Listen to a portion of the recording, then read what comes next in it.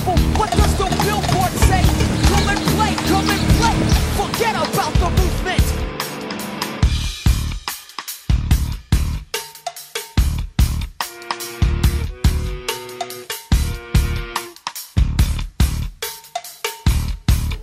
We have to meet people where they are. We're not just anarchists, we're people who organize, we're people who do things in the world. And we want to do things with other people and want to... Hi Sam, can you tell us a little bit about NYMA and what you guys are up to? And... NYMA is the New York Metro Anarchist Alliance, and we, for the past 2.5 years or so, have been organizing around creating a greater culture of anarchism and anti-authoritarianism in New York City. Cool. And one of the specific ways about organizing for that has to do with radical healthcare alternatives. Yeah.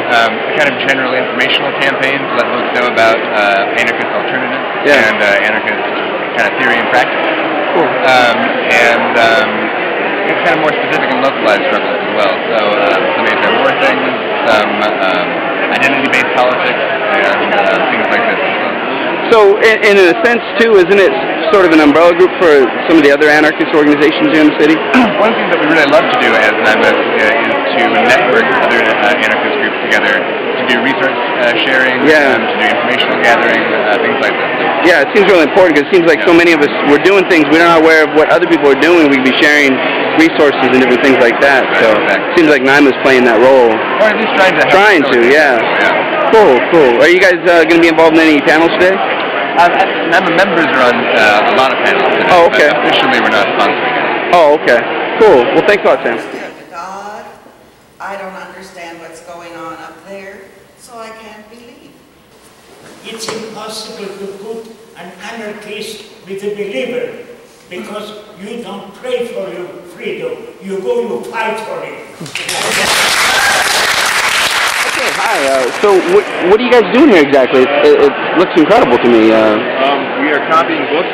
We are offering to let anyone else here a copy of books that they want to be made available to everyone. Wow. And so once they do the copy process, how do they get the book? Do you email it to them, or I don't understand? We are setting up a distribution network using the core onionic system. Okay. It's an anonymous system. It allows people to communicate without any fear of being spied on by the user. Nice. So no worries of copyright infringement type stuff, right? Right. Awesome. And how would one check into this? On the internet or different ways? We have a preliminary website. Oh, okay. Shoot the bottom of this. Yeah. Well, I could take this, right?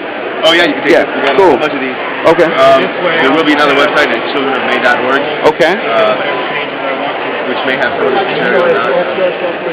Somewhat unrelated, but okay. Probably be correct. So everybody so how does this work? They can get a book from the AK Press table and copy it? Yeah. Oh, okay. Who do you guys work with over there? And they don't even make you buy it. You just walk off. You can just tell anybody.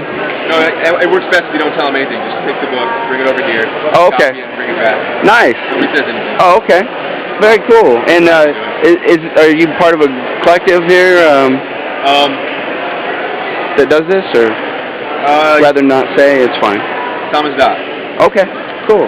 Cool. Very cool. Thank you. Revolution. The history of revolutions, May 68 or other things, is whenever there's a vacuum and there isn't that power, people self-manage.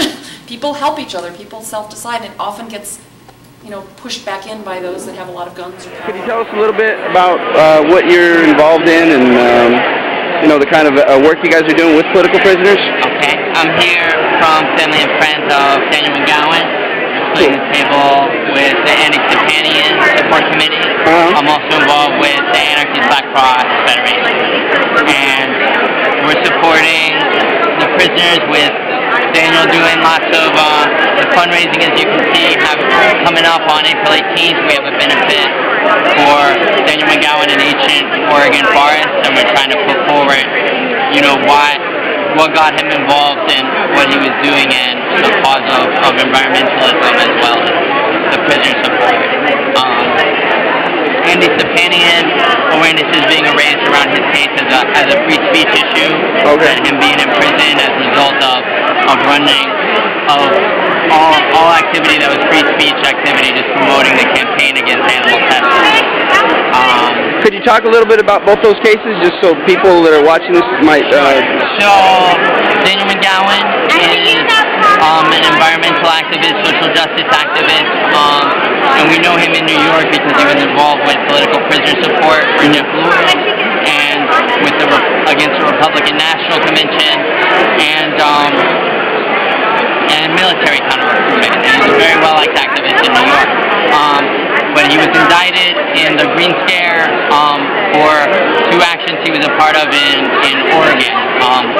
And they were claimed by the Earth Liberation Front, 2 fires, one against genetically modified poplar trees and one against the deforestation of ancient forests in Oregon. And so he's in prison in Minnesota. Okay. And he's part of the New York activist community, and it's part of our responsibility to support him and keep him with the struggle and keep those the environmental struggles and the prisoner support and everything he's involved in, to try to keep that going. Cool. Andy Stepanian is from Long Island. He's an animal rights activist. He's in prison just for his association with the Stop Huntington Animal Life Sciences. Okay. Stop Huntington Animal Cruelty campaign. Okay. And Huntington Life Sciences engages in extensive, abusive animal testing. Wow. And his role in this, like all of the Shack 7, is about free speech. It's about just running an effective campaign. Yeah. And for that, they're in prison, unfortunately. Wow. And how much time are both of them facing right now?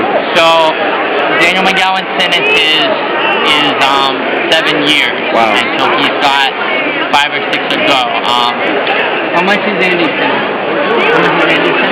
It's 3 years. Okay. And so he has a little over a year left in his sentence, which sounds not bad, but when you consider that it sounds horrible. Nothing, right? When he's accused. One day sounds horrible. That's true too. Yeah. That's true too. One day sounds horrible. Right. Could you talk a little bit maybe about the importance of solidarity with the political prisoners? Right. So when people are being put in prison for their political beliefs and their political actions, they're part of our community, and they're paying the price that the state is exacting from our community. They're going to prison for what we all believe in, for what we're all trying to achieve. Social justice, liberation for all people. So we have a responsibility for them, and if you're in an activist group and you're in whatever kind of your activity is doing, you need to do what you can do both to support the campaigns for their freedom and to include their politics and their visions and their voices in your work.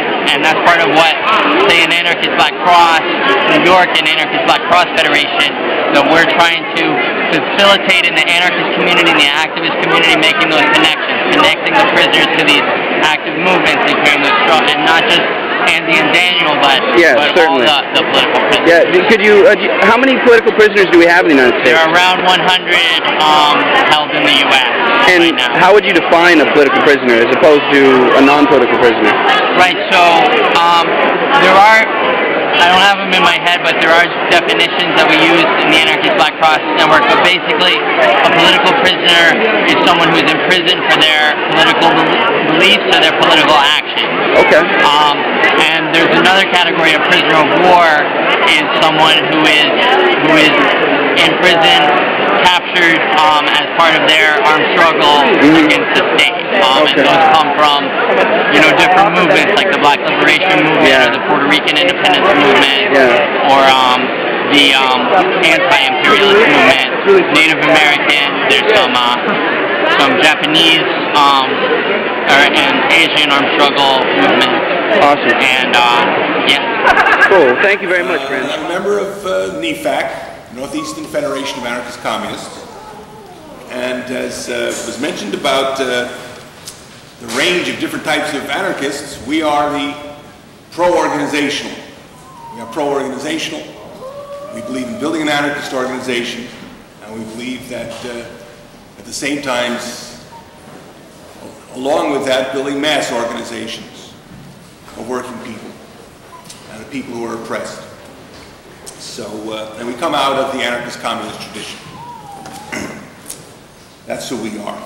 Not at all similar. We have nothing in common with individualist anarchists.